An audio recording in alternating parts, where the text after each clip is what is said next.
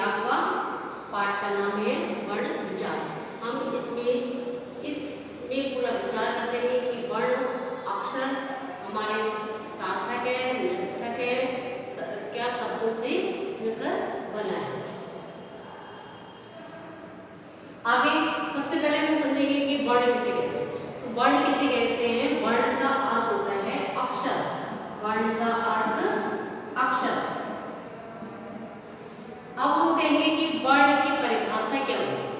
तो वह छोटी सी छोटी ध्वनि जिसके टुकड़े नहीं किए जा सकते उसे वर्ण कहते हैं। वर्ण किसे कहते हैं?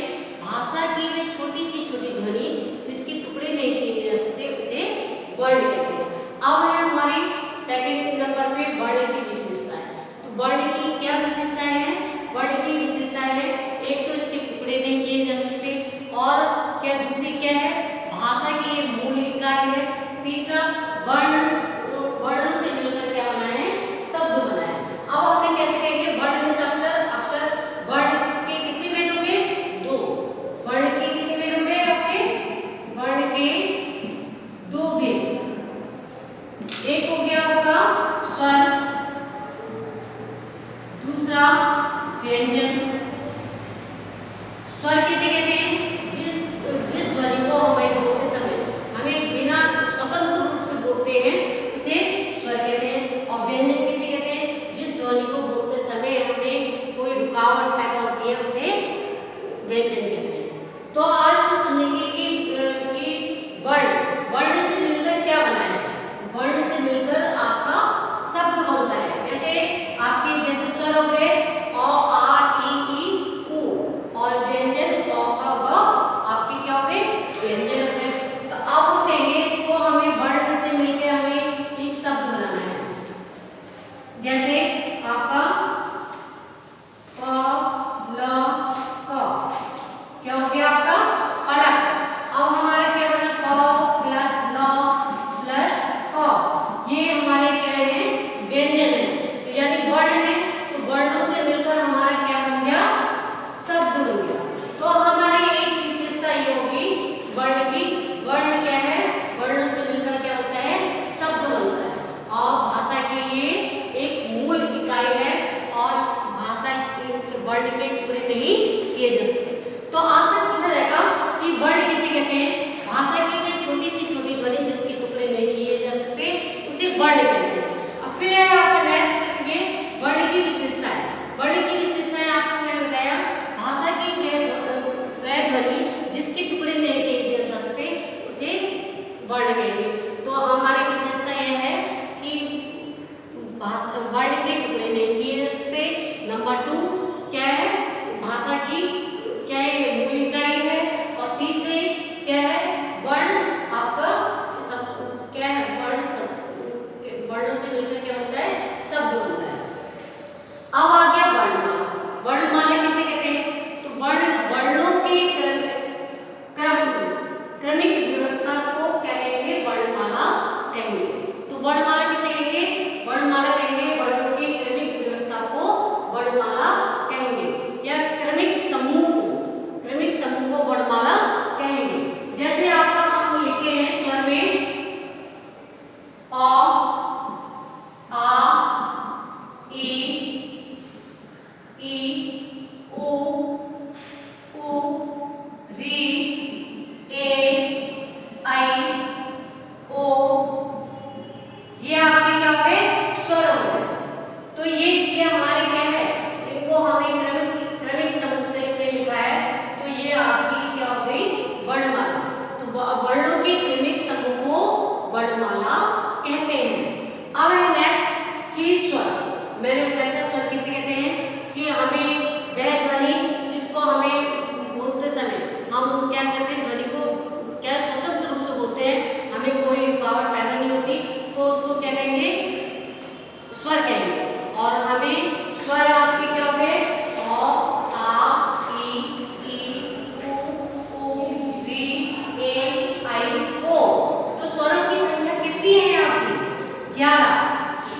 कितनी होगी? 11। अब है आपका अनुस्वार। अनुस्वार किसे कहते हैं? वह ध्वनि जिसको बोलते समय हमारे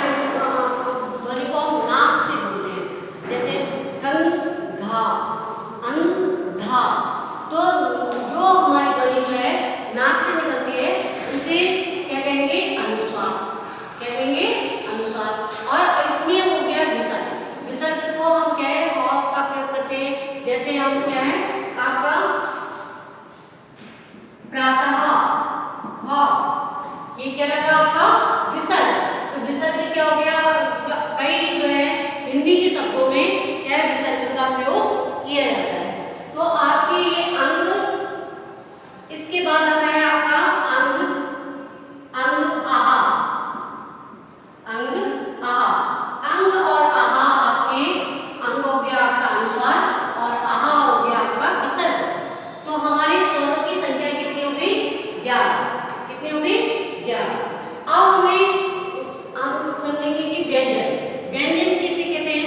व्यंजन मैंने बताया जिसको हमें, वह ध्वनि जिसको हमें बोलते समय हमें कोई रुकावट पैदा होती है, तो हम बिना कहे स्वर, हमें स्वरों की सहायता लेनी पड़ती है, उसे व्यंजन कहते हैं। अब क्या है व्यंजन आपके? मैं क, ख, ग, घ, ङ, ये आपका किस वर्ग में आ गया?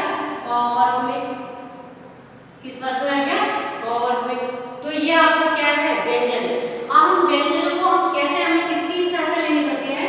हमें स्वरों की। जैसे हम आप लोग वर्ण विच्छेद करते हैं, तो वर्ण विच्छेद में हम समझते हैं कि क्या कहते हैं? क, आपका एक शब्द है मान लिया कमल, तो हम इसका वर्ण विच्छेद करते हैं क प्लस अ प्लस म प्लस अ प्लस ल प्लस अ, तो इससे क्या बन गया? कमल। अब हमें किसकी हमें सहायता लेनी पड़ी? हमें स्वरों की। तो हमें जिन ध्वनियों को हमें बोलते समय स्वरों की सहायता लेनी पड़ती है, उसे क्या कहते हैं?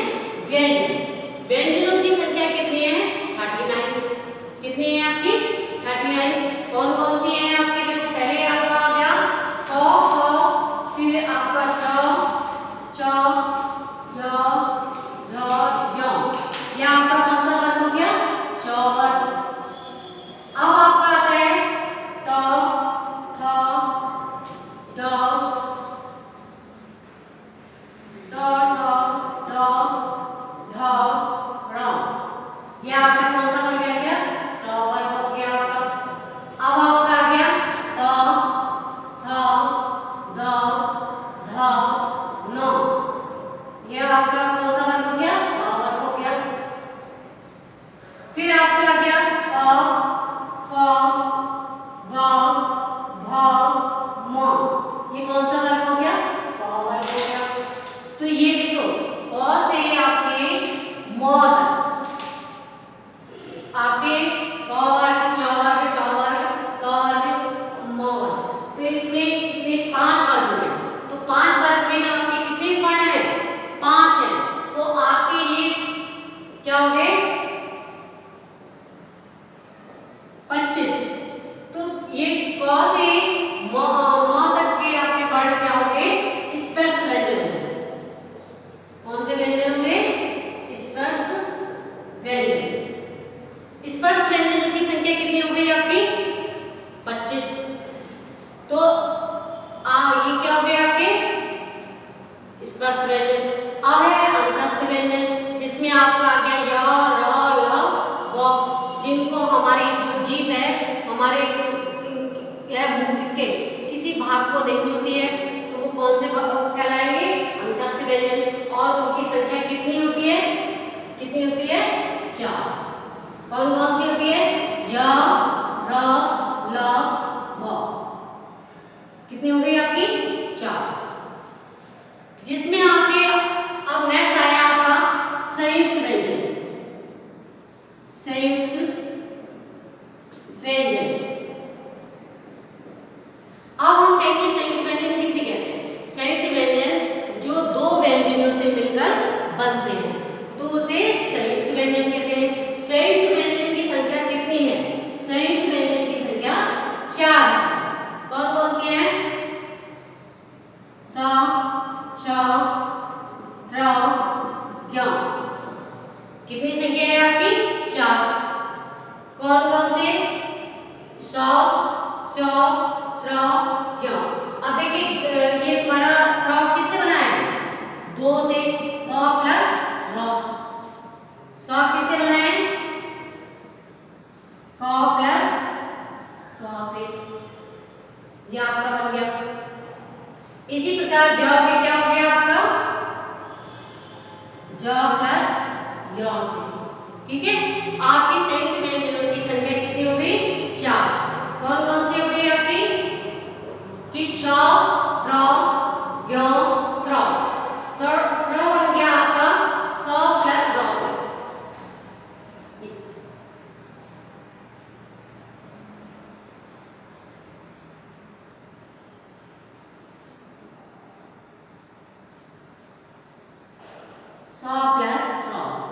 ये क्या हो गया, संयुक्त व्यंजन की संख्या कितनी होगी, 4। तो बच्चों आज आपने वर्ण के बारे में समझा कि वर्ण किसे कहते हैं, वर्ण की विशेषता, वर्णमाला और स्वर, स्वरों की संख्या कितनी बताई मैंने आपको, 11। अनुस्वार, अनुस्वार कौन कौन से होंगे, अनुस्वार आपके अंग, आहा, विसर्ग में आ गया आपका।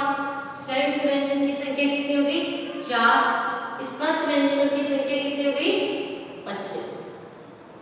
तो बच्चों आपको अपने नोटबुक में अपने स्वरों की संख्या, संयुक्त व्यंजन की संख्या, स्पर्श व्यंजन की संख्या नोट करनी है। आप ऐसी वर्णमाला बनाओगे आप अपनी कॉपी में और इसको नोट करोगे। Thank you so much.